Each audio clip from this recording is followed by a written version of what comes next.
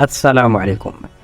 أعلنت الولايات المتحدة أنها أطلقت من غوانتانامو سراح الجزائري ورحلته إلى بلده بعدما قضى في المعتقل العسكري الأمريكي الواقع في جزيرة كوبا أكثر من عقدين من الزمن، وبذلك ينخفض عدد المعتقلين في غوانتانامو إلى 30 معتقلا، بعدما كان العدد قد وصل في ذروته إلى حوالي 800 معتقل.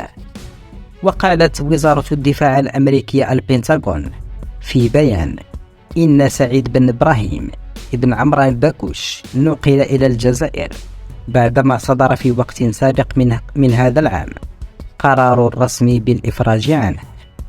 وأضافت أن إبقاء باكوش 52 عاما قيد الاعتقال لم يعد ضروريا لحماية الولايات المتحدة من تهديد كبير متواصل لأمنها القومي.